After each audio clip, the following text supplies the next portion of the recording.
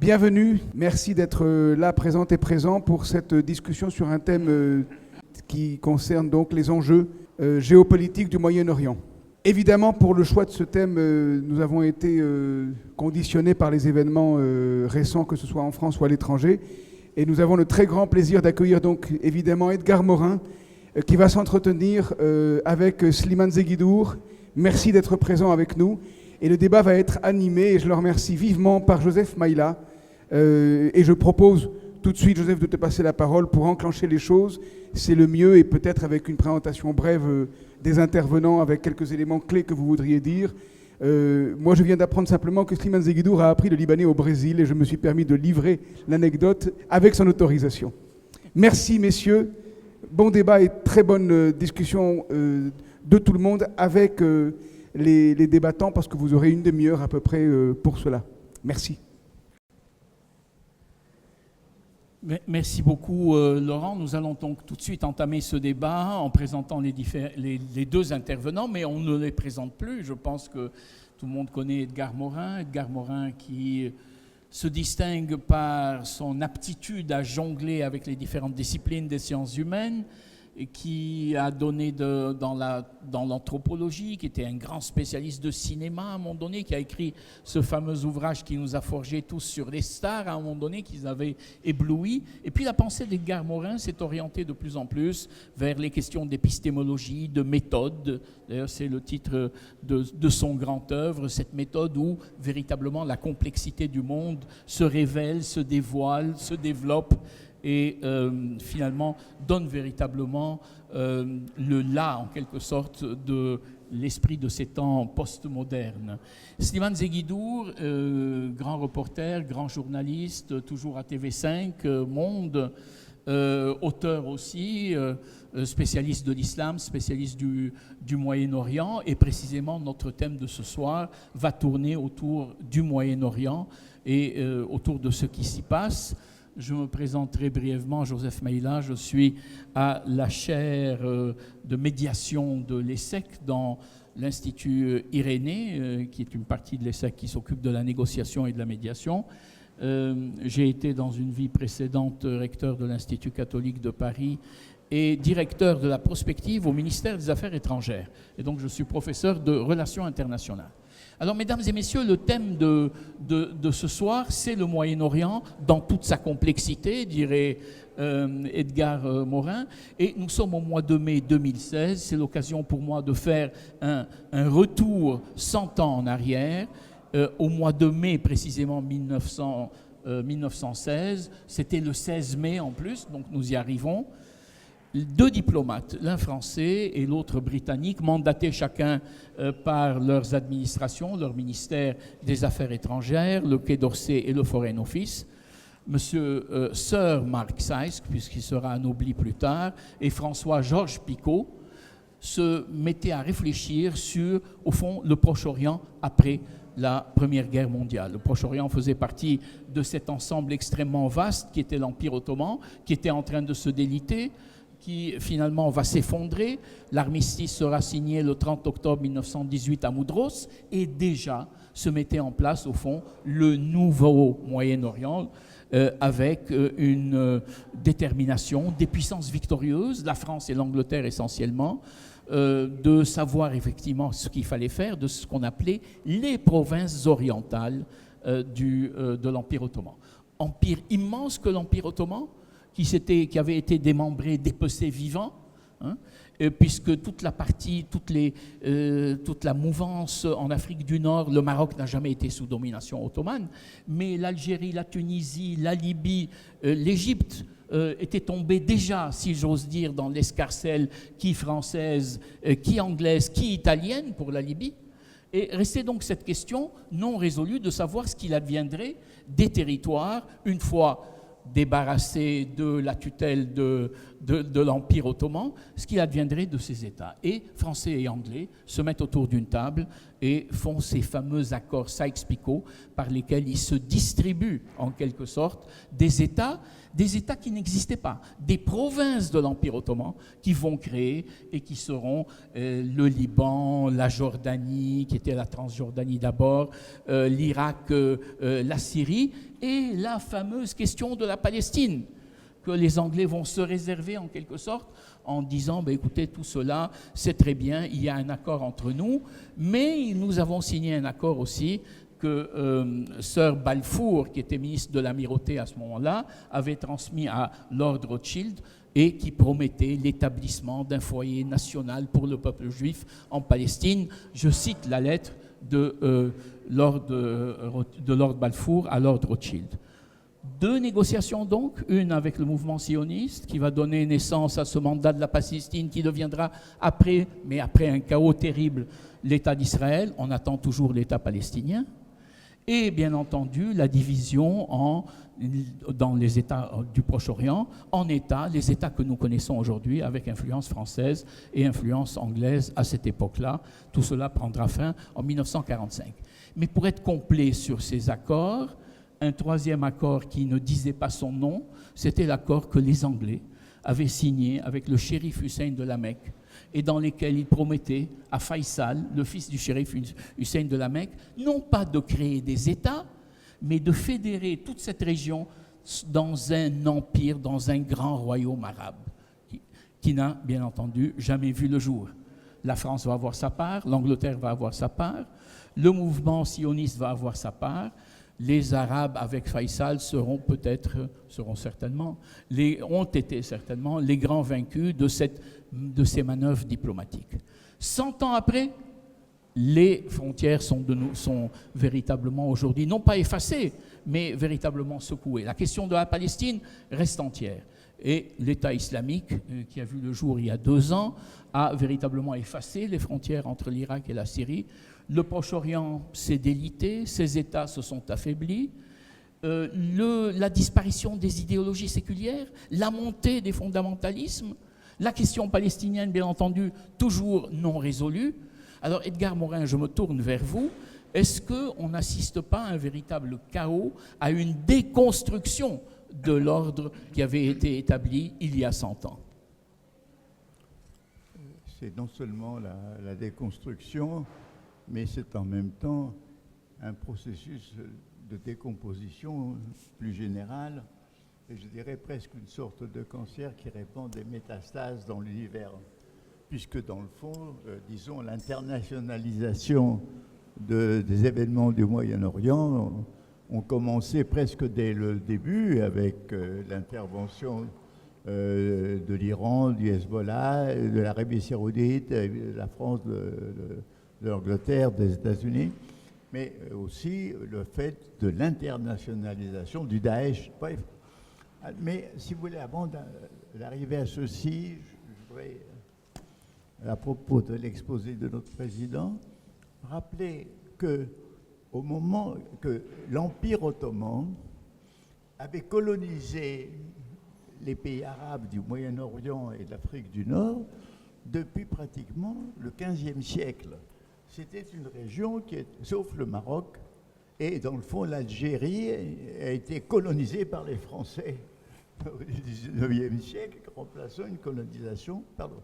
Mais c'est pour dire que c'est donc un ensemble arabe qui a vécu une civilisation très brillante antérieurement et qui brusquement tombe dans la servitude sous l'Empire ottoman.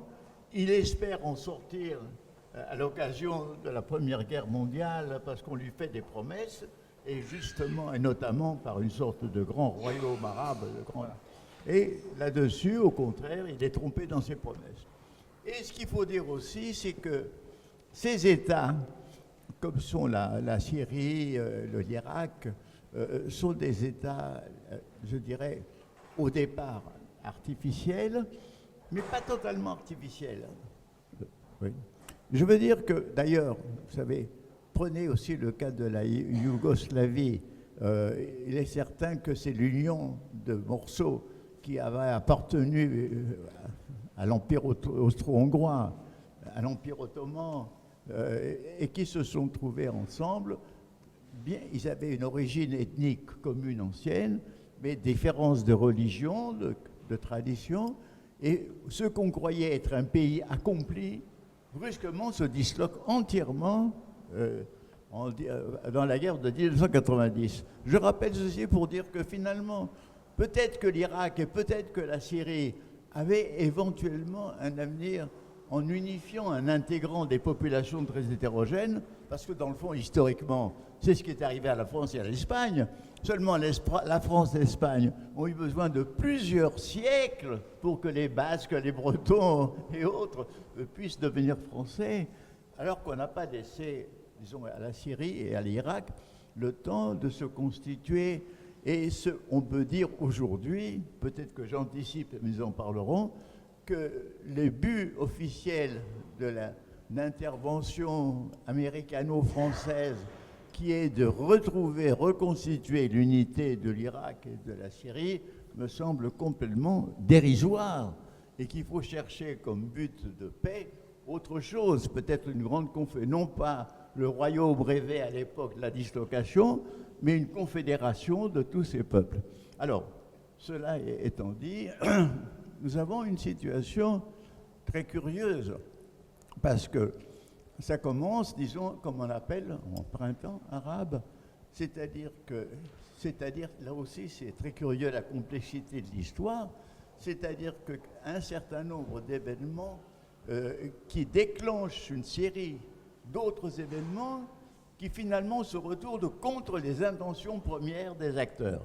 C'est ce qui s'est passé en Égypte, c'est ce qui s'est passé presque en Tunisie, c'est ce qui s'est passé aussi en Syrie. Et dans le fond, en Syrie, c'est une sorte de mouvement pacifique, entièrement pacifique, qui entre dans la guerre parce qu'une répression féroce s'abat sur lui. Bon, et alors, à ce moment-là, il se trouve qu'une opposition qui a jailli contre le régime de Bachar el-Assad, c'est une opposition en fait multiple et composite. Elle a des éléments démocratiques, elle a des éléments ethniques, comme les Kurdes, elle a des éléments religieux. Il n'y a pas une opposition, mais des oppositions. Dès le début, il y a quelque chose de chaotique dans cette situation. Mais très rapidement, cette situation se transforme par l'intervention étrangère. Oui.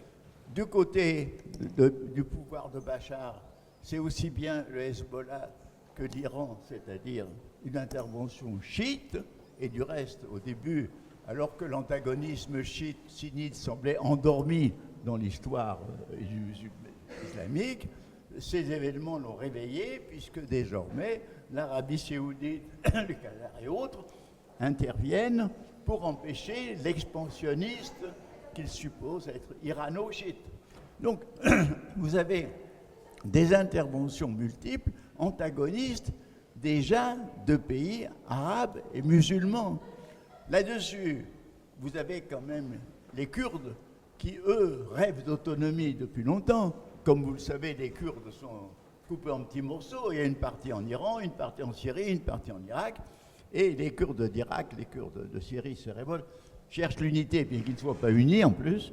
Mais il se passe que le réveil national suscite l'intervention hostile des Turcs, puisque la Turquie, qui elle-même comporte une population kurde, ne tolérera pas qu'il y ait un Kurdistan autonome. Donc là-dessus, les Turcs interviennent contre les Kurdes sans pourtant intervenir pour Bachar, mais en fait, objectivement pour. Là-dessus, intervention des Américains et des Français, et formation, effectivement, de cet élément nouveau qu'est le Daesh, qui est l'Émirat. C'est-à-dire, ce n'est plus Al-Qaïda, un ensemble seulement international déterritorialisé. Il s'implante sur un territoire et revendique une entité territoriale qui a eu son existence dans le passé, qui est le califat, suppose un retour intégriste aux sources religieuses, et ce mouvement lui-même, qui est territorialisé, il a une force d'attraction et d'expansion, et qui fait qu'il peut attirer des volontaires des différents pays, notamment, pas seulement tunisiens ou arabes, mais aussi occidentaux. Et même en Occident, pas seulement des gens d'origine arabe, mais il y a quelques-uns qui sont d'origine catholique, qui sont convertis parce qu'ils ont cherché l'absolu. Donc, vous avez cet élément.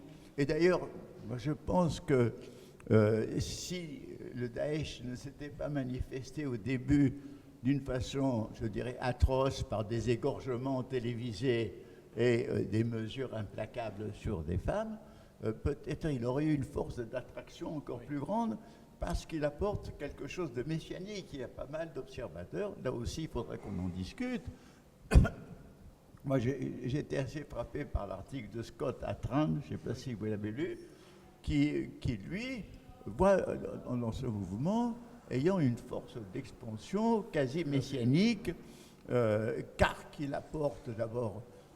D'abord, il s'inscrit à sa façon dans la critique de la civilisation occidentale que le mouvement socialiste ou révolutionnaire faisait d'un point de vue évidemment laïque, mais contre la corruption capitaliste, mais lui, il s'inscrit contre la corruption des impies, et en fond, il fait la même critique d'une civilisation qui n'a pas de sens et qui est perverse.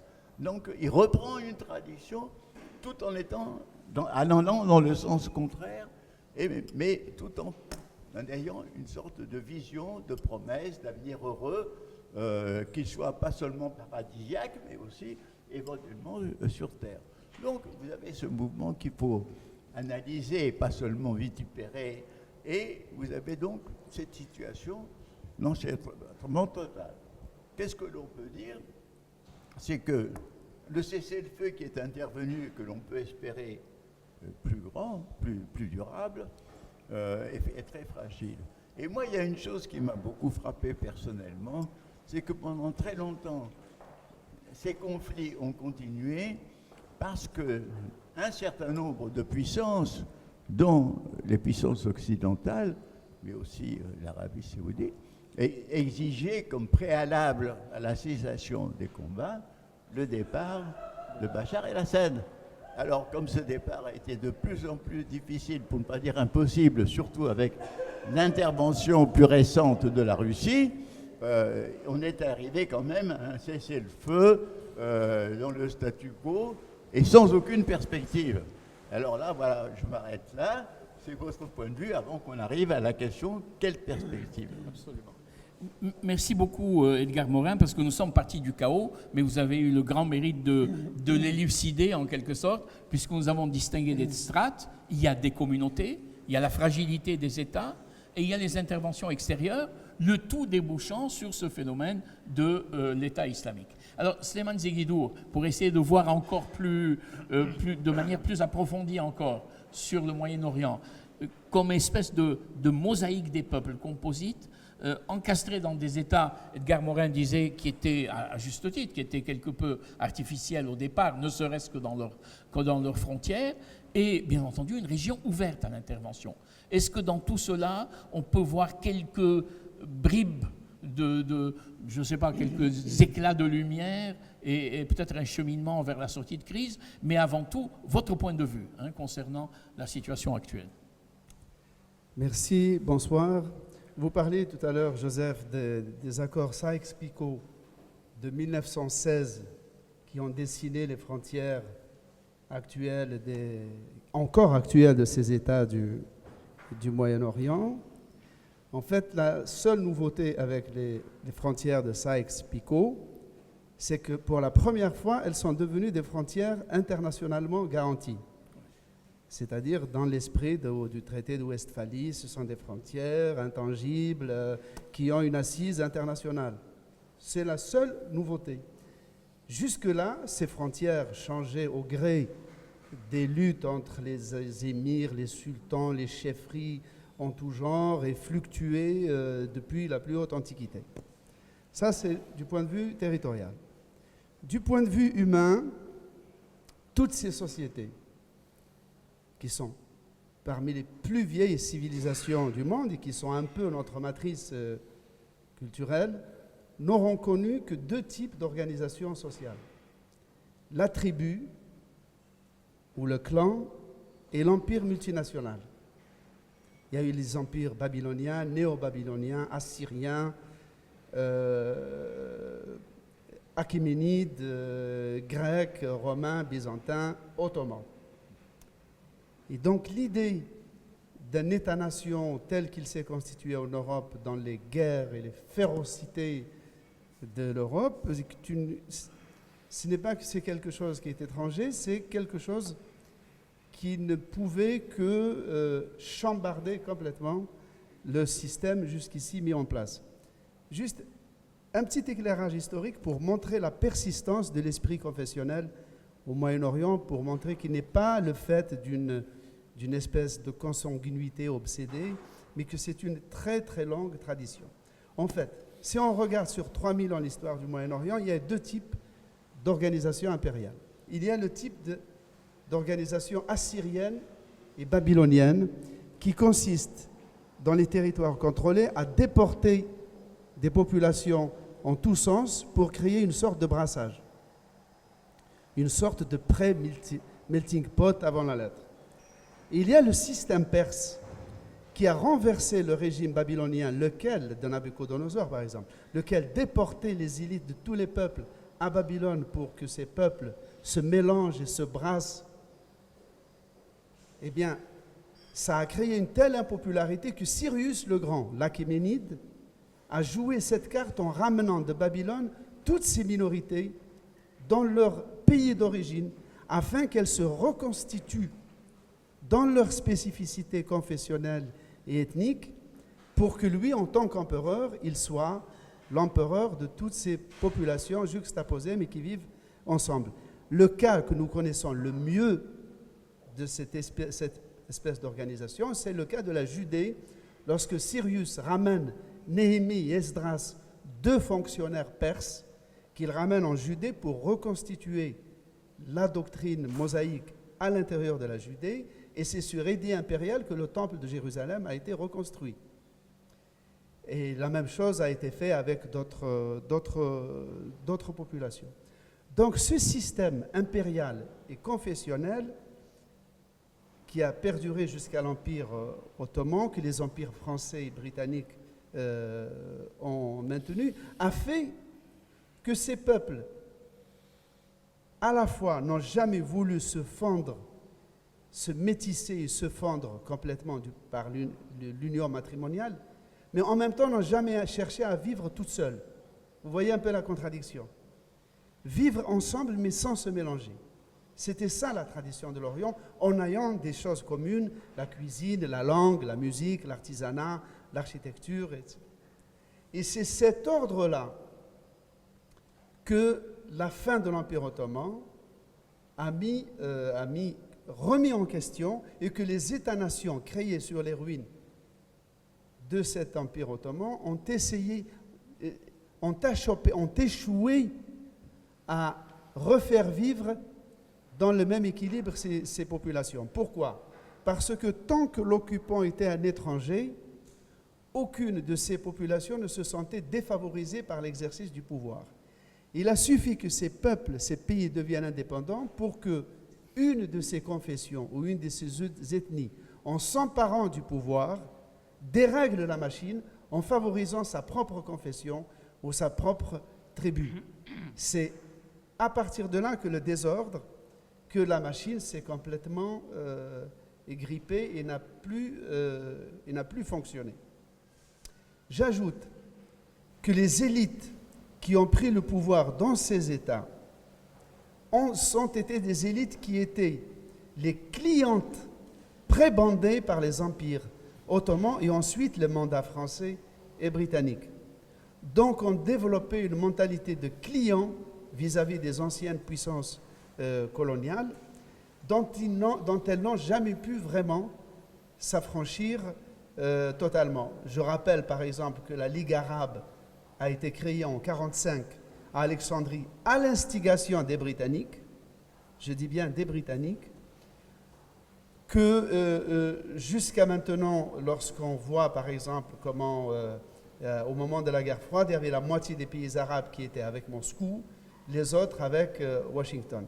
Et là, une des clés qui explique les désordres actuels, c'est qu'il y a une ligne de démarcation, il y a une guerre froide arabe à l'intérieur de la guerre froide planétaire entre les monarchies arabes et les républiques arabes. C'est que la plupart de ces républiques arabes, qui étaient des systèmes patriarcaux, dictatoriaux avec parfois un culte de la personnalité, avaient néanmoins fait une option très sérieuse sur une relative sécularisation, une relative émancipation des femmes, un éloignement des religieux et réellement sur une politique moderniste de type dictatorial, comme c'était en Albanie ou en Union soviétique, mais réellement et indiscutablement moderniste. Je l'ai vécu en Algérie, j'ai grandi dans une Algérie marxisante, et je peux vous dire que jusqu'aux années 73, quand nous voyions de temps en temps un zombie, c'est-à-dire un type avec un turban, nous les appelions les 33 tours. Vous savez, les turbans comme les disques 33 tours. Eh bien, les pays, les monarchies comme l'Arabie Saoudite et les pays du Golfe, la Jordanie, qui était alliée des États-Unis, se sont acharnés, surtout les pays du Golfe, à affaiblir ces États-là, surtout après la guerre de 67 qui a vu l'effondrement des régimes porteurs des valeurs, entre guillemets, du nationalisme arabe. Et c'est à partir de ce moment-là que l'islam a commencé à venir du désert, vengeance du bédouin sur le sédentaire, et que ce retour du bédouin a été propulsé par la guerre d'octobre 73, le choc pétrolier, l'augmentation spectaculaire du prix du pétrole, et donc le poids du désert sur l'islam méditerranéen, car l'islam arabe méditerranéen a toujours été un islam qui a vécu avec des chrétiens et des juifs avec une très grande osmose, ce qui n'excluait ni les discriminations, ni les haines, petites haines de voisinage, mais il y avait une culture cosmopolite et multiconfessionnelle. Or, à partir de 73, vient ce vent du désert wahhabite, monoconfessionnel, patriarcal, misogyne, antichrétien, anti-juif, et qui petit à petit va se nourrir des échecs de ces régimes qui ont commencé à sombrer dans la dictature, la pénurie, la répression et le marasme, Égypte, Algérie, Libye, Irak, Syrie, qui nous a menés à maintenant. Alors, avant de rendre la parole, je ferai une remarque sur le dérèglement de ces pays-là. Car les pays qui sont déglingués, il n'y a aucune monarchie parmi ces pays-là. Il n'y a que des républiques. Libye, Irak, Syrie.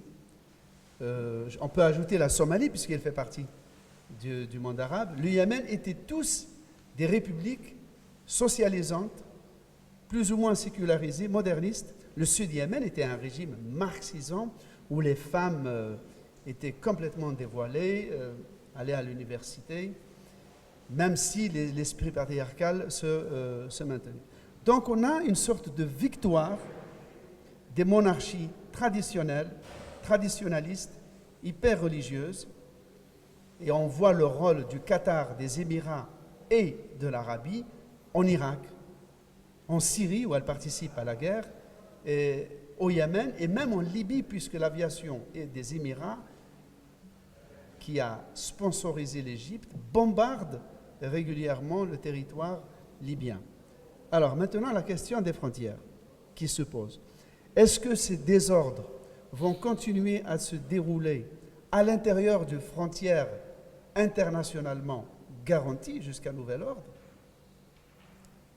Ou est-ce que les frontières vont voler en éclats et qu'un nouvel ordre international reconnaîtra, validera d'autres États qui seront redessinés, mais sur quelle base ou sur quelle autre base? Et à ce titre, il y a un motif, il y a un élément, un événement que je considère personnellement comme peut-être géopolitiquement l'événement le plus important de ces 5 ans de soi-disant printemps arabe.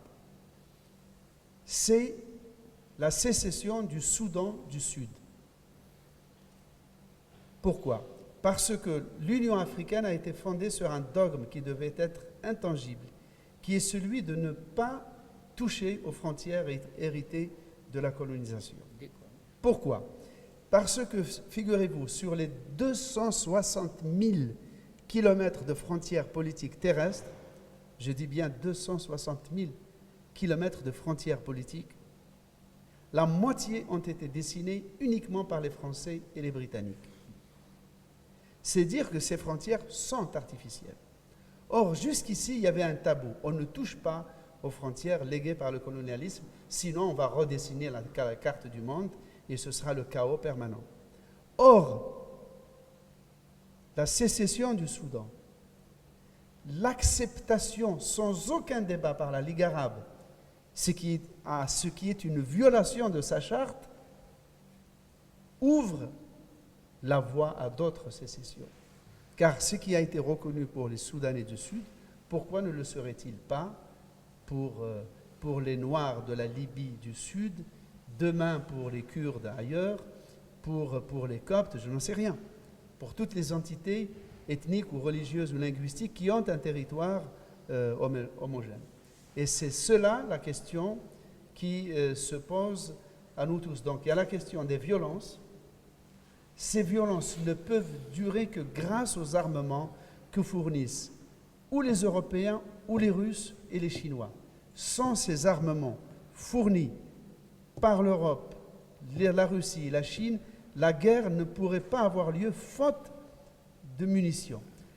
Ces armes sont payées par l'argent du pétrole, soit par les ventes légales de ce pétrole, soit par la contrebande de ce pétrole. Ce qui veut dire qu'il y a une corrélation.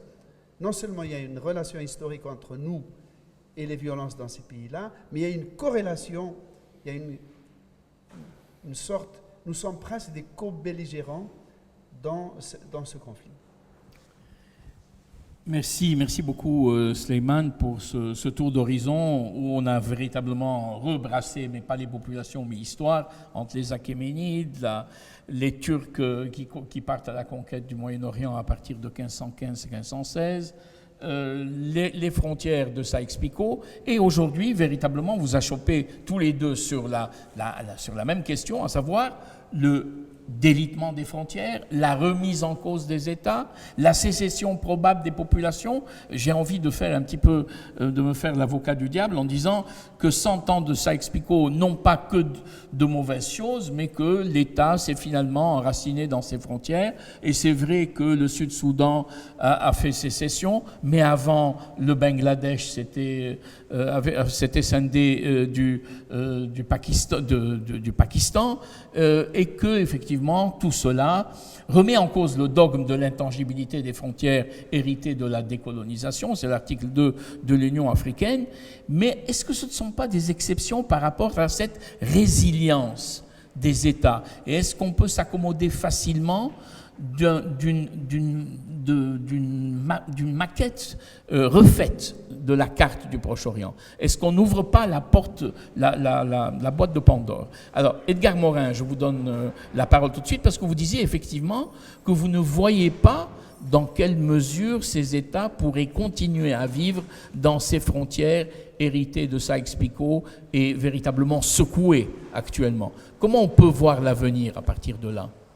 Oui, alors il faut donc bien considérer que la désastreuse intervention américaine en Irak, notamment à la deuxième guerre d'Irak, a conduit à la désintégration de facto de l'Irak.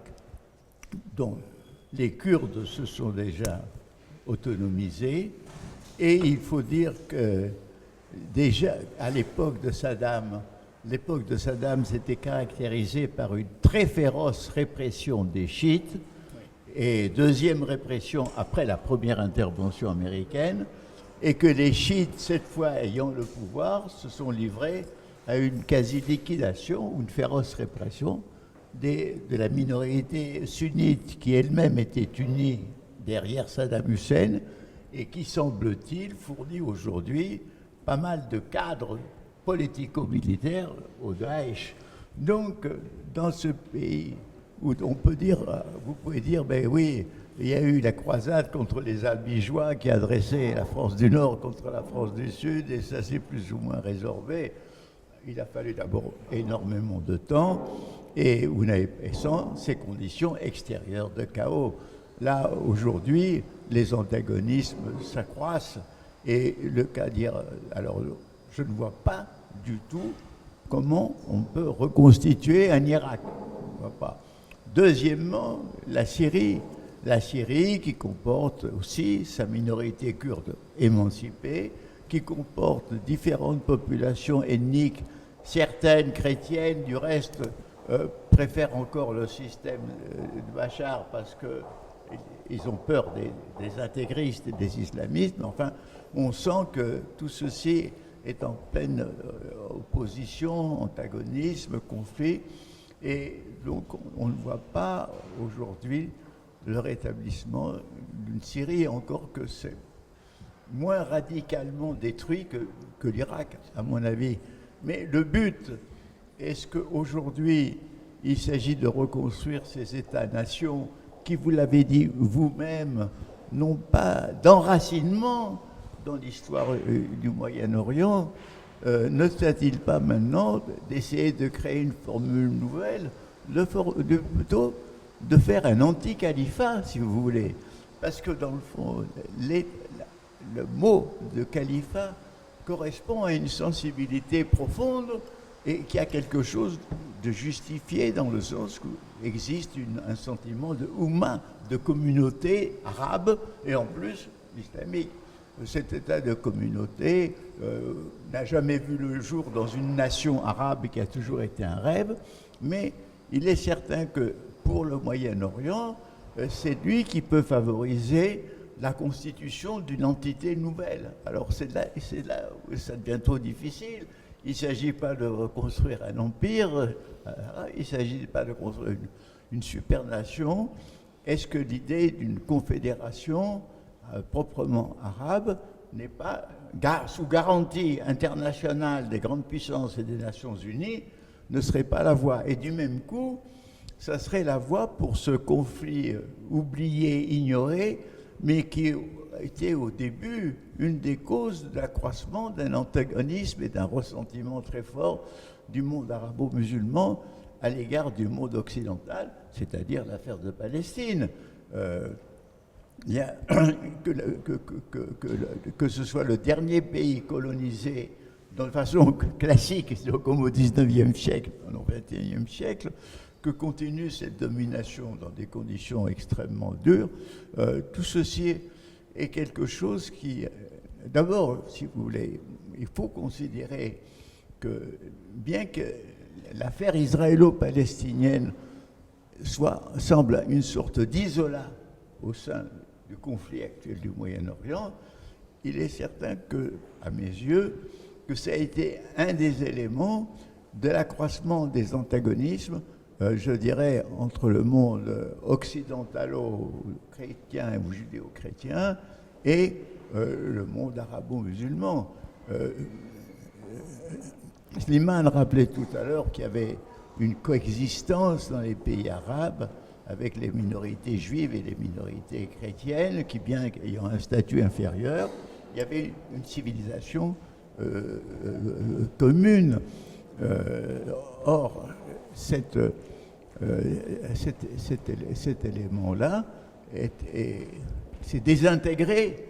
D'abord, les premières guerres d'Israël contre ses voisins ont amené leur population juive à émigrer en Israël ou en Amérique ou ailleurs, c'est-à-dire ça a homogénéisé ces pays, et d'autre part, ça a répandu, bien que l'antisionisme soit différent d'antisémitisme, mais ça a répandu quand même dans tout le Moyen-Orient les germes de l'antisémitisme occidental.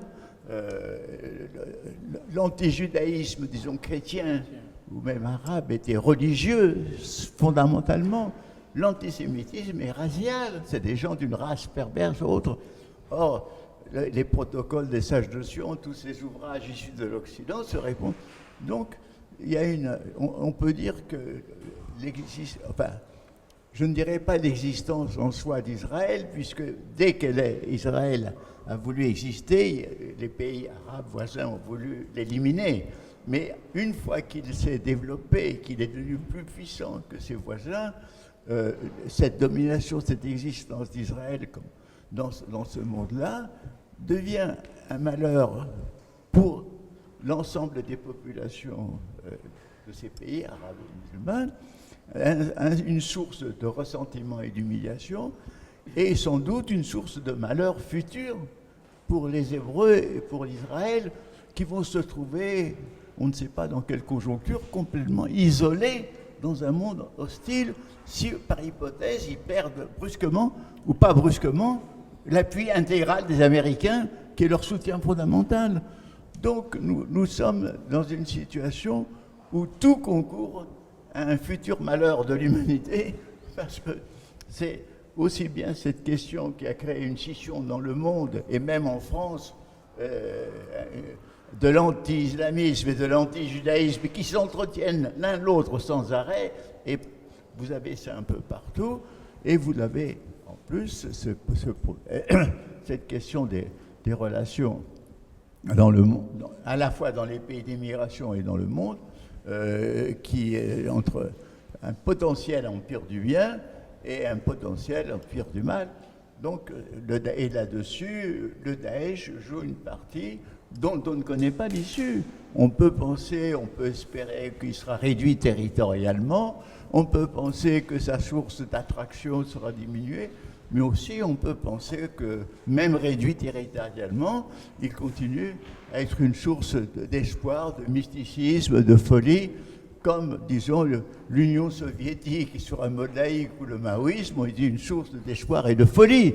Donc, si vous voulez, moi je crois que la prise de conscience de la gravité de la situation planétaire causée par ce qui arrive au Moyen-Orient n'est pas arrivée. On reste à considérer ce conflit comme local.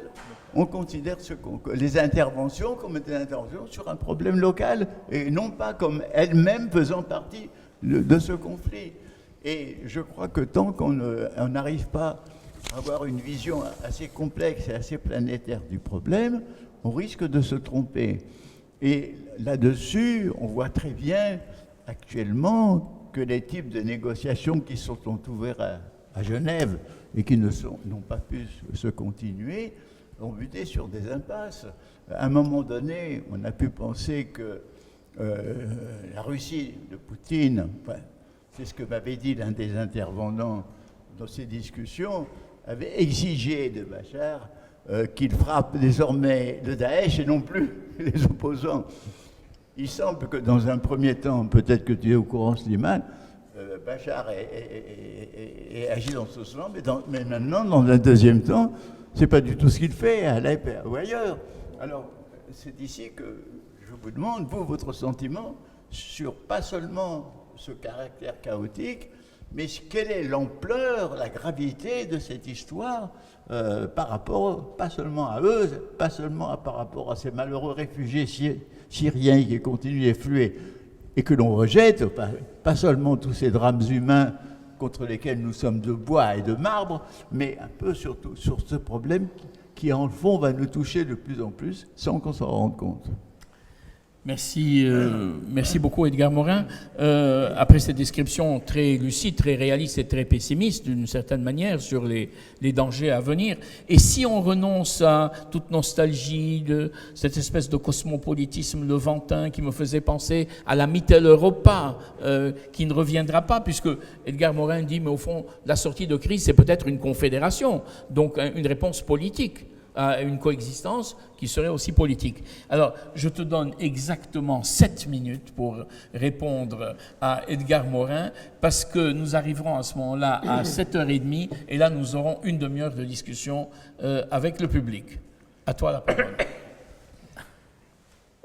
Alors, puisque Edgar terminait sur le cas syrien, moi je pense qu'il y a une configuration, il y a quand même des singularités, c'est-à-dire que ces frontières fabriquées artificiellement au nom des rapports de force entre Londres et Paris, ont créé des enveloppes territoriales dans lesquelles se sont cristallisées des idées, des expériences, une vue commune qui a fabriqué des spécificités. Il y a une spécificité syrienne, et pas seulement l'endurance de Bachar. parce que tous les autres chefs d'État secoués par les printemps arabes, y compris un régime aussi horriblement fliqué que le régime de Moubarak, se sont effondrés. Kadhafi, avec son délire, s'est effondré, et avec son armée pléthorique. Ali Salah au Yémen s'est effondré. Ben Ali s'est enfui. Un seul résiste, c'est Bachar. Pourquoi? Et c'est ça la spécificité de la Syrie. C'est qu'à l'intérieur de la Syrie, il y a des représentants de toutes les minorités qui existent dans le Moyen-Orient. Chrétiens orthodoxes, catholiques de rite byzantin, catholiques latins, sunnites, maronites. Sauf qu'en Syrie, il y a une sorte d'équivalence de ces minorités qui fait que la Syrie est une coalition de minorités. C'est-à-dire, si on compte, il y a 10% de chrétiens, 10% de druzes, 10% d'alaouites, 10% de kurdes. Là, vous avez presque 50% de la population qui, quoi qu'il en soit, n'acceptera jamais de vivre dans un régime fondé sur l'idéologie sunnite. La force de Bachar, c'est ça. Donc la Syrie, c'est une coalition de minorités. Le cas de l'Irak, c'est autre chose. L'Irak, on a rappelé, Edgar a rappelé, et Joseph a rappelé les ingrédients du problème. L'Irak est dans un cas encore plus insoluble, en ce sens que les Kurdes au nord font tout pour être autonomes. Ils ont un drapeau, un parlement, une garde républicaine, un hymne national. La plupart des légations des consulats sont sur place. Ils ont un aéroport. Un aéroport international. L'arabe n'est presque plus enseigné. Il y a un nettoyage ethnique. Ça, on ne parle jamais des Kurdes parce qu'on en parle comme d'une minorité moderniste, féministe. Il y a un nettoyage ethnique anti-arabe et anti-chrétien dans le Kurdistan.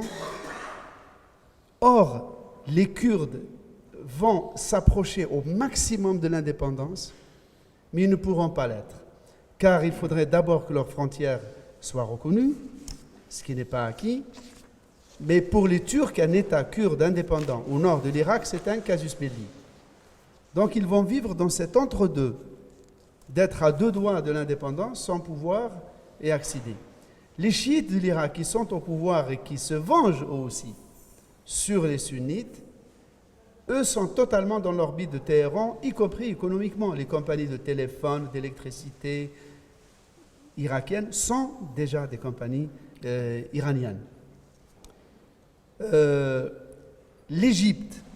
Alors l'Égypte n'est plus qu'un hippopotame obèse, complètement impuissant, totalement dépendant de l'argent saoudien et émirati.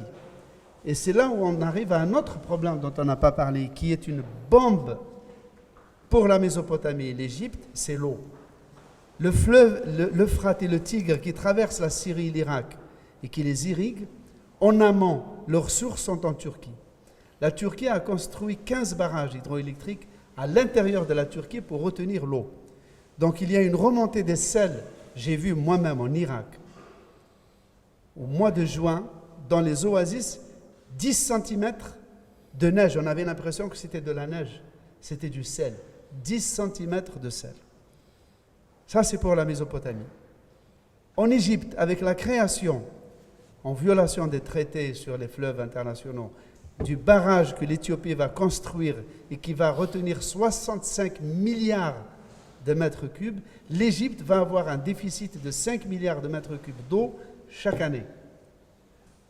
Donc, tout cela, plus la violence dans le Sinaï, plus la persistance du conflit israélo-palestinien, qui va atteindre un seuil de non-retour, je dis un seuil de non-retour pour la solution des deux États.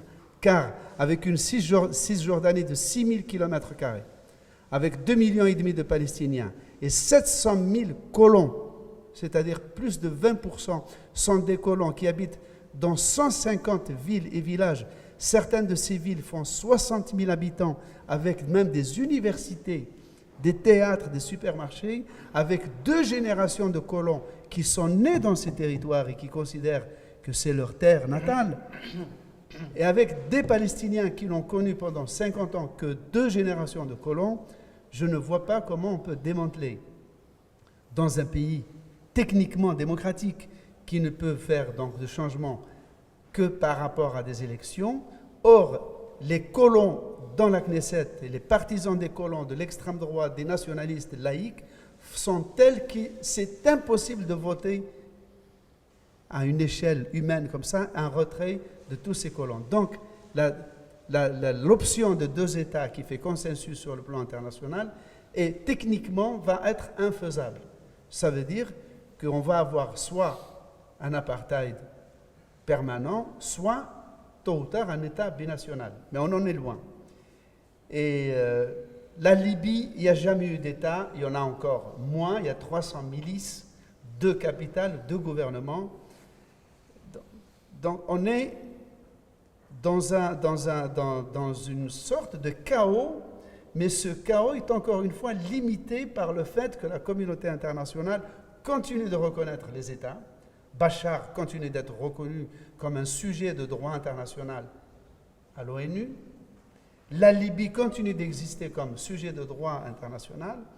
Donc on a cette déréliction d'États qui internationalement existe, mais qui dans les faits au quotidien n'existe plus, ou presque. Merci beaucoup. On n'est pas sorti de l'auberge, hein, de toutes les manières. On est jamais rentré. Merci beaucoup, messieurs. La parole est au public qui, bien entendu, peut rebondir sur l'un ou l'autre des aspects qui ont été travaillés, élaborés, touchés, mais aussi, bien entendu, poser des questions tout à fait neuves, hein, par rapport à ce qui a été dit. Alors, présentez-vous, s'il vous plaît. J'ai pas vu la caméra. Je suis Sofiane Dagdag, je suis étudiant à l'ESSEC. J'ai suivi un cours très récemment de géopolitique avec vous. Donc, merci beaucoup pour ces 2 présentations, particulièrement intéressantes, particulièrement exhaustives. Il y a un sujet qu'on n'a peut-être pas traité, c'est l'éducation. C'est une conviction personnelle, mais vous avez parlé d'Algérie. Et je pense que le véritable problème de ces régions, de cette région-là, c'est que ces populations ne sont pas éduquées totalement. Et je vais joindre l'exemple. J'ai des amis qui font partie de l'armée syrienne libre que j'ai rencontrée sur Paris et qui m'expliquaient que les combattants de Daesh qu'ils ont rencontrés, qu'ils ont capturés, les combattants étrangers de Daesh n'étaient absolument pas éduqués. C'est-à-dire que c'était des gens en rupture sociale ou en totale opposition sans fondement idéologique. C'est-à-dire que la religion n'était qu'un prétexte, ils n'avaient qu'un vernis religieux, ils n'y connaissaient pas grand-chose. Et du coup, ma question, elle est très simple. Est-ce que vous pensez que par l'éducation, c'est mon côté hopeful, on puisse régler le problème ? Est-ce que si on arrive à éduquer la prochaine génération, grâce au MOOC, grâce à plein de choses qu'on développe, grâce au digital, on puisse arriver à créer une communauté de gens de bonne volonté et qui chercheront à s'arranger, à échanger plutôt qu'à se bagarrer. Merci beaucoup de votre question. Je reprends la question pour Edgar Morin. La question, c'est au fond qui est posée, c'est est-ce que l'éducation ne serait pas une porte de sortie, une planche de salut? La plupart des combattants de l'organisation dite Daesh sont des gens qui seraient incultes, qui n'ont pas une connaissance approfondie de la religion, mais aussi toute autre sorte de connaissance. Est-ce qu'en développant l'éducation, en proposant des enseignements universitaires, monsieur a même évoqué la possibilité d'un MOOC peut-être, ou 2 MOOC régionaux pour cette partie du monde, est-ce que l'éducation qui est une partie du problème, ne serait pas une grande partie de la solution, Edgar Morin? En partie, je le crois, oui. Tout d'abord, d'ailleurs j'avais fait un article dans ce sens dans Le Monde, il y a eu d'éducation, disons, non pas directement contre le fanatisme, mais sur la connaissance pour montrer quelles sont les formes de pensée qui peuvent conduire à une vision de plus en plus unilatérale, manichéenne et finalement démentielle. C'est-à-dire que si on éduquait à une connaissance pertinente, c'est-à-dire à montrer qu'il faut éviter l'unilatéralisme, qu'il faut éviter le manichéisme, qu'il faut essayer de voir l'ensemble des composantes d'un tout, etc., je pense qu'une telle éducation peut être utile, mais il faut se rappeler que être bien éduqué ne prévient pas du tout du fanatisme. Vous parlez des fanatiques ignorants du Coran, mais vous savez, il y a des grands fanatiques très cultivés. Par exemple, Saint Augustin, qui était un libertin, est devenu un grand fanatique.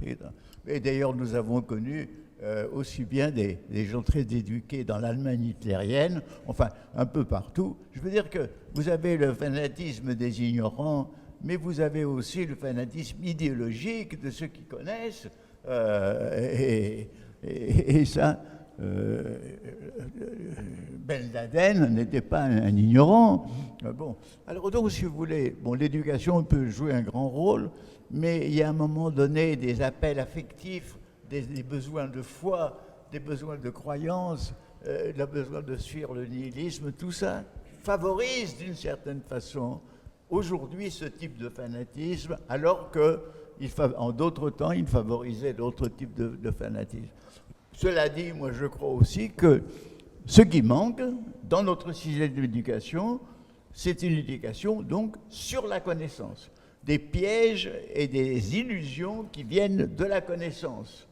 Parce que c'est par les chemins de la connaissance qui sont les mêmes chemins que ceux de l'erreur et de l'illusion. C'est ça qu'il faut faire systématiquement et ça peut aider. Ça, c'est une... Je pense qu'il nous manque aussi dans notre système une éducation à la compréhension d'autrui. Parce que ça concerne bien entendu notre compréhension des gens d'autres cultures, d'autres peuples, d'autres croyances, c'est-à-dire montrer que les autres sont à la fois différents de nous par leur culture, leur caractère, leur croyance, et semblables à nous par leur humanité, leur capacité de souffrance, de joie, de bonheur, c'est-à-dire de montrer à la fois l'unité et la diversité humaine et de faire en quelque sorte, de promouvoir un humanisme concret, c'est-à-dire qui pense qu'il faut respecter et l'unité et la diversité de l'espèce humaine. Alors, et puis, je pense qu'il y a aussi une éducation à une connaissance pertinente que moi j'appelle complexe, c'est-à-dire qu'il faut essayer de voir les composantes d'un même système, même s'il semble contradictoire. Nous-mêmes, en combattant le fanatisme unilatéral des fanatiques daïstes et autres, nous avons une vision monolithique en les réduisant à l'état de purs criminels, ce qu'ils sont, mais pas seulement. Hegel disait très justement, appeler criminel quelqu'un qui a fait un crime, c'est occulter tous les autres aspects de sa vie. Donc, ces gens-là, il y a aussi un aspect de croyance, d'idéologie, de foi.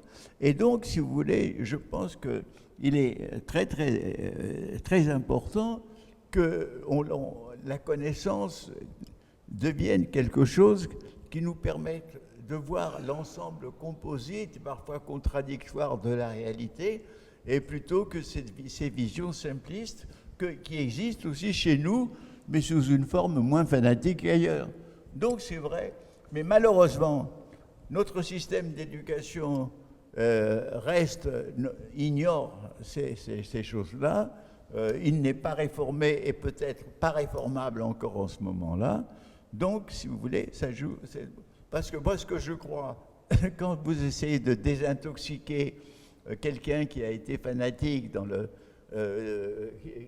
c'est très bien, mais en réalité, c'est plutôt qu'il faut le faire. Mais maintenant, j'ai un dernier mot.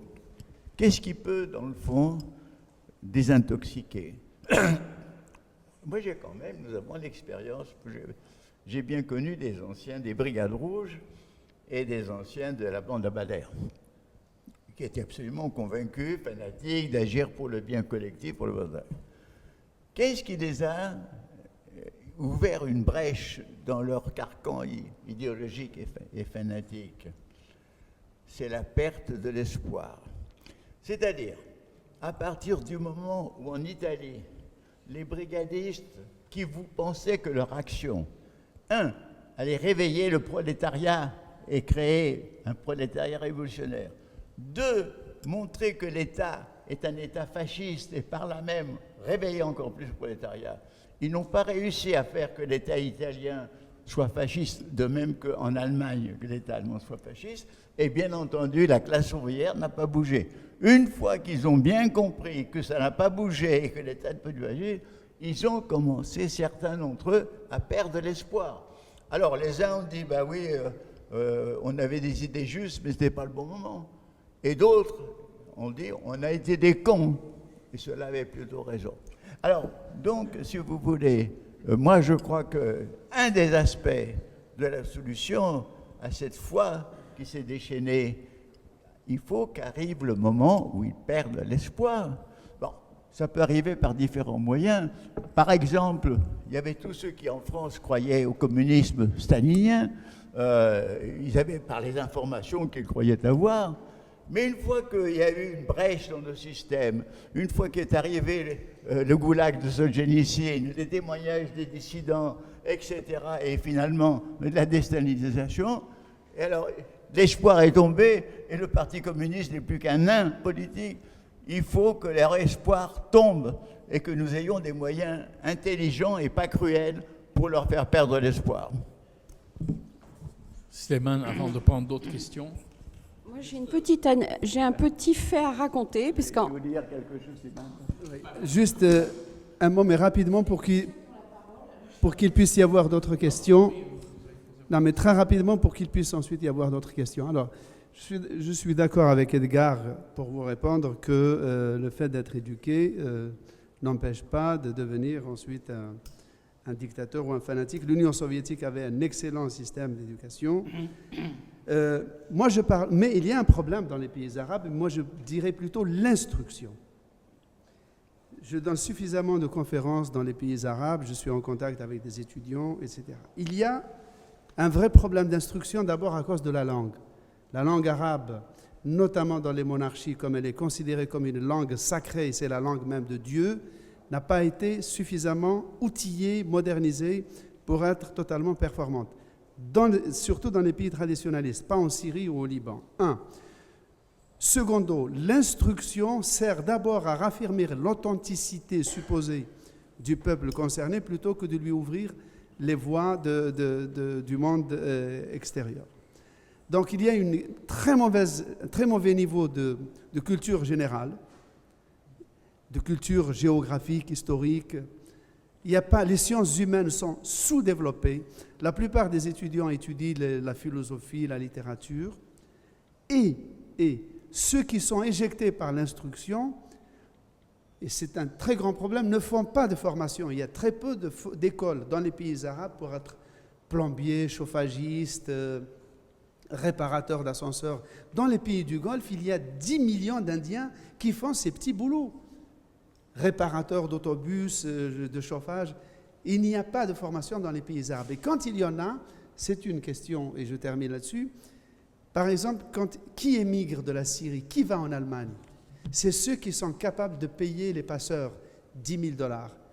Le million de Syriens qui sont entrés en Allemagne et en Europe, c'est la crème de la classe moyenne syrienne, instruite et travailleuse, et c'est une hémorragie. Merci beaucoup. Madame, vous avez la parole. Alors, moi, je reviens sur le conflit israélo-palestinien parce qu'en 2003, novembre 2003, je prends part à un voyage interreligieux. Et quand je me suis retrouvée en camp de réfugiés, vous parliez d'éducation. L'enfant m'a montré son livre. Donc c'était le Haut Commissariat aux réfugiés, bien sûr, qui supervisait l'éducation. Or, le livre de l'enfant était en anglais, il parlait de la femme américaine. Voilà. Donc c'est un point de détail qui transmet l'éducation et le lien avec lequel l'éducation sera transmise, dans certains cas de figure, pourra être déviant. Ça, c'était un cas que j'ai vu de mes propres yeux. Donc, pour en revenir à ce conflit, moi, je suis de la génération où j'ai connu les années 67, puisque j'étais au lycée. Et je me souviens de l'invasion du Golan. Donc, ça a été la première grande erreur stratégique. Moi, je suis de confession chrétienne. Donc, c'était une période qui était très tendue sur la scène internationale. Et après mon voyage en Israël-Palestine, je suis allée, j'ai fait un commentaire sur le site du Monde diplomatique où j'ai dit la solution au conflit, ça serait que le Golan soit rendu à la Syrie. avant que se déclenchent toutes les guerres. 95, une autre date terrible, c'est l'assassinat de Rabin. Oui. Voilà. Donc à partir de 95. Et votre question alors c'est ma très question, intéressant ce que vous dites. puisque je suis allée au Liban, je suis allée en Algérie, j'ai voyagé dans de nombreux pays pour aller voir et essayer de comprendre, Oui. avec mon regard à moi, pour essayer de comprendre pourquoi. Et je suis aussi allée en Iran en 2008. Oui. Et je ne regrette pas du tout d'avoir fait ce voyage, parce que je suis revenue enchantée de tous les contacts que j'avais eus en terre chiite. Voilà. Alors la question aujourd'hui, c'est est-ce que ce sont les Occidentaux qui vont trouver la solution au conflit qui existe entre les sunnites et les chiites? Non, je dirais non. Ce sont à ces peuples-là de trouver les solutions. Et puis, par rapport à ce qu'on a vécu l'an dernier, qui devait arriver nécessairement, c'est le délitement des quartiers difficiles dans nos banlieues, depuis des années qui ont été délaissés, qui ont fait qu'il y a eu cette explosion. Voilà. Très bien.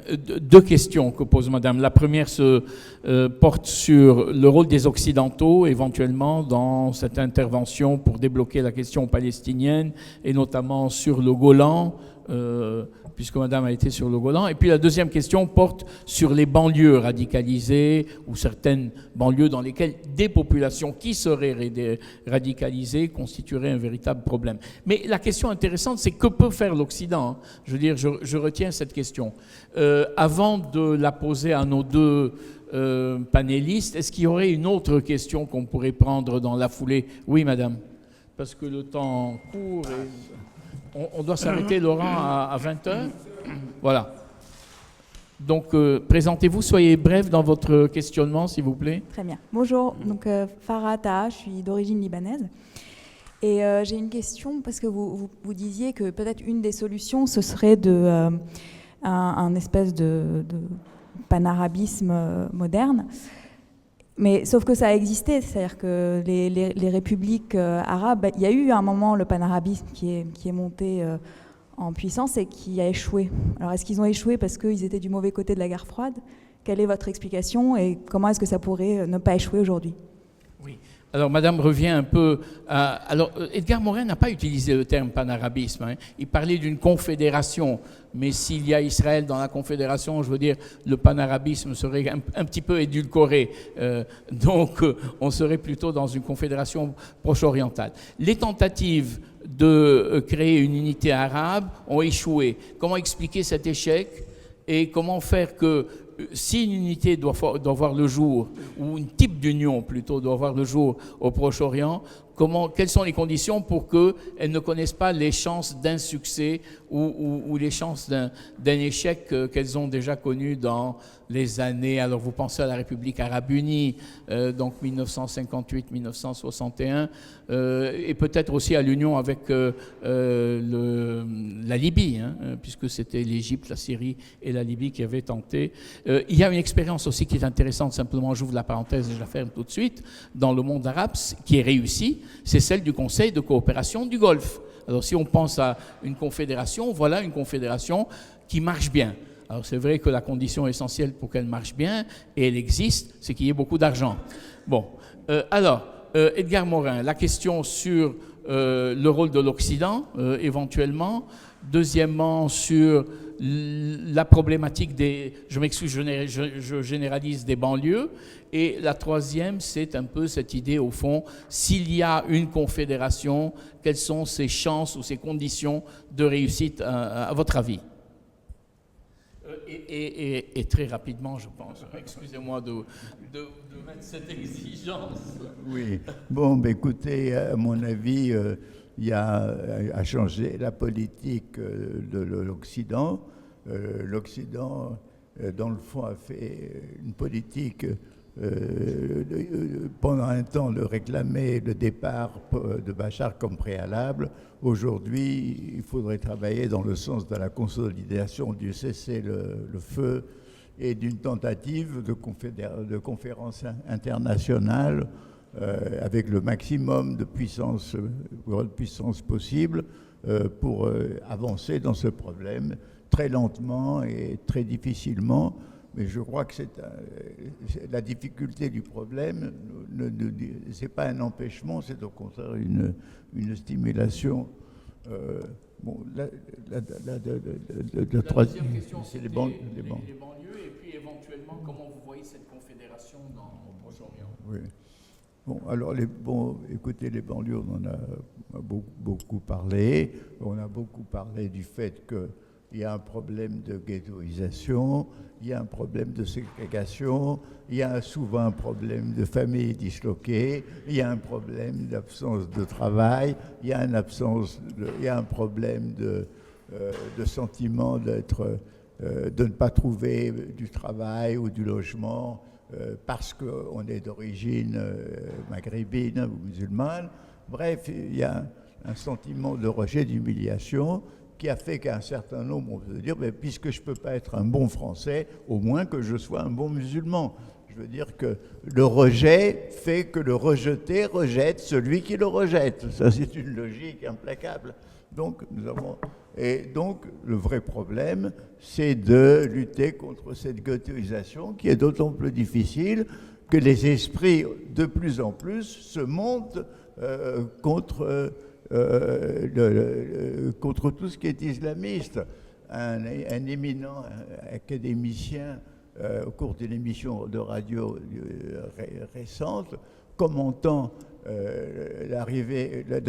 l'élection comme maire d'un musulman chauffeur de bus à la place d'un fils de milliardaire juif, il a dit qu'il ressentait un goût très amer de voir qu'un musulman inculte avait gagné sur un juif, même milliardaire. Donc tout ça, c'est des sentiments un peu grotesques qui prennent de plus en plus le pas. Donc nous avons à retrouver des sources de notre universalisme de liberté, égalité, fraternité, le souffle qui animait dans le fond l'esprit de la République et que dans le fond, la crise actuelle tente à détruire et à créer un climat de peur et d'angoisse. Mais mon dernier mot sera quand même celui-ci. Le grand paradoxe, c'est qu'au moment où la mondialisation a créé une communauté de destin pour tous les êtres humains sur la Terre, c'est-à-dire que quel que soit notre continent ou notre origine religieuse, nous nous affrontons à un problème de dégradation de la biosphère commun. Nous nous heurtons à un problème de multiplication des armes nucléaires commun. Nous nous heurtons à un problème d'une économie déréglée commune. Nous nous réglons à un problème de monde qui va vers un accroissement des inégalités et un accroissement des fanatismes. Donc nous sommes dans un monde qui vit une communauté de destin. Or, le résultat, c'est que dans les consciences, au lieu que les consciences se fassent sur cette communauté de destin, elles se rétrécissent sur le particularisme religieux, provincial, régional, national, etc. Et dans le fond, on arrive à l'anticonscience de ce qui devrait être. Voilà le grand problème, à mon avis. Merci beaucoup, Slimane. Alors, il y a une caractéristique déjà dans le conflit au Moyen-Orient. On n'est plus dans la guerre dans le sens classique. C'est-à-dire qu'il n'y a plus de front et on est dans la destruction. C'est-à-dire que tous les belligérants, je ne sais pas s'il y a 2, 3, 4, 5, ne sont plus dans des campagnes militaires de type classique, disons de type selon Clausewitz, c'est-à-dire que la guerre est la continuation de la politique pour arriver à un but politique et arrêter la guerre. On n'est absolument plus dans ça. Parce que ceux qui se battent en Syrie ou en Irak obéissent à des donneurs d'ordre qui, eux, ont d'autres programmes. La Syrie est dans la destruction. La plupart des villes syriennes sont démolies. Il n'y a plus de système scolaire, il n'y a plus de système de transport, de courrier, de factures. Seul l'État continue de payer ses fonctionnaires à travers le pays. Sinon, on n'est plus dans une guerre, on est dans une espèce de destruction irrationnelle.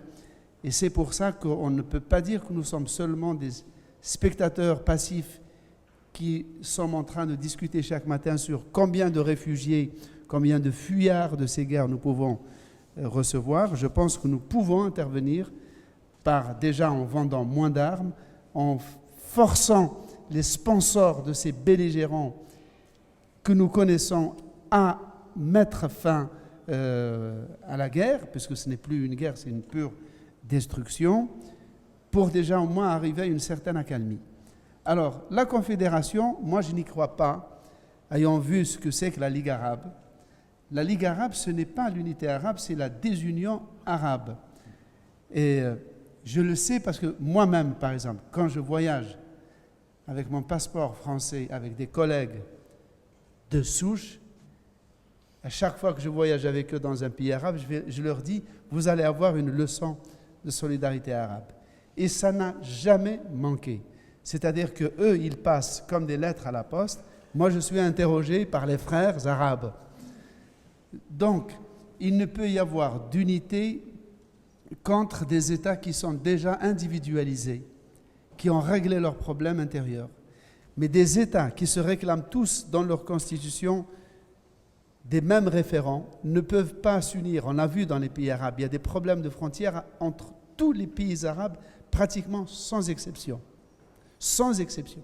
Donc il faut sortir de ce mythe de l'unité arabe, se reconstituer comme État. Est-ce que c'est dans les frontières de Sykes-Picot qui ont l'avantage au moins d'être garanties internationalement et à l'intérieur desquelles on peut reconstituer un vouloir vivre sur d'autres bases que patriarcales, tribales, dictatoriales et monopartisanes? Moi, je pense que c'est la solution la plus rationnelle. Parce que sinon, on va tomber dans l'idée, et c'est seulement quand ces États se seront rétablis de leur convalescence à l'intérieur de leurs frontières, qui sont rodés, qui sont reconnus, qui sont connus, qu'ils pourront ensuite se fédéraliser sur des bases pour l'eau avec les Kurdes, pour autre chose avec d'autres pays, sur d'autres affinités.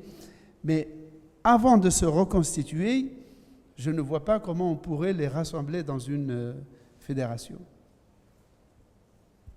3-4 minutes encore, une dernière question très rapide et des réponses non moins rapides. Allez-y, monsieur. La dernière question. Bonsoir. Je suis Hamza Senoun, étudiant au sein du programme Bachelor. Et je reviens vis-à-vis du point que vous citiez, monsieur Edgar Morin, à propos de cette communauté de destin. Et ma question est en fait vis-à-vis de la complexité. Ne pensez-vous pas qu'il serait, ou quels seraient plutôt les outils pour permettre justement le réveil d'un intérêt du plus grand nombre à cette complexité de la vie aujourd'hui, de la société au fonctionnement, pour qu'on soit plus nombreux à être intéressés, à vouloir agir dans ce sens, plutôt qu'on va dire une évolution de la société où l'on avance un peu plus vers une super consommation, où la valeur de l'humain est plus mesurée à sa capacité à consommer plutôt que par sa capacité à interagir. Et du coup, ne pensez-vous pas, ou quels seraient les outils justement pour transmettre cet intérêt envers cette complexité? Merci.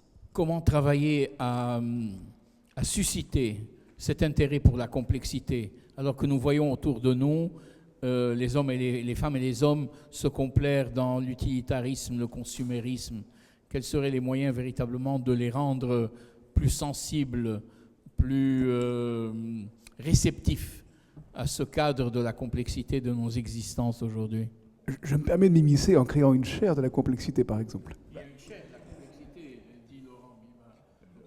Vous savez, je pense que le problème de la complexité se pose au niveau de la formation scolaire, parce qu'on enseigne à séparer les connaissances, à mettre des frontières, à les morceler, et on n'enseigne pas à relier les connaissances, les méthodes pour les relier, pour voir la complexité. Donc, il y a un vice dans notre système d'enseignement qui devrait se réformer et qui ne s'est pas réformé. Parce qu'en ce qui concerne le consumérisme et la superficialité, pas la peine d'être complexe pour ça, pour se rendre compte que, dans le fond, dans la vie, l'amitié, l'amour, l'affection sont beaucoup plus importants que le Coca-Cola ou le McDonald's. Enfin, je pense que chacun sait au fond de lui-même quelles sont les vraies valeurs, seulement il se laisse intoxiquer par la... Or, c'est pas la complexité, c'est même pas la peine de complexité. Il faut comprendre à quel point nous nous sommes intoxiqués par la consommationnisme, la publicité, etc. Et à ce moment-là, nous ferons un effort, nous avons besoin de bon sens et de morale. Mais par contre, nous avons besoin de complexité pour comprendre le monde dans lequel nous sommes et qui nous sommes. Ça, c'est sûr. Écoutez, merci beaucoup Edgar Morin. Il est 20h précises. Je vais m'arrêter là sur cette réponse concernant la complexité. Merci beaucoup Edgar Morin d'avoir été là parmi nous ce soir. Merci à Slimane Zeguidour aussi. Merci au public. Merci à Laurent Bibard et à sa chaire de la complexité et à ces réunions sans tabou qui sont véritablement sans frontières. Mais je lui laisse la parole pour conclure. Non, c'est pour redoubler de remerciements et ajouter ceci dans l'horizon de la dernière remarque d'Edgar Morin. On peut remarquer que plus on s'enrichit par un côté, les objets, plus on s'appauvrit par l'autre, les relations, et on oublie que la relation est capitale et bien plus importante que les objets, effectivement. Merci messieurs, très bonne soirée à tous et en approfondissant surtout.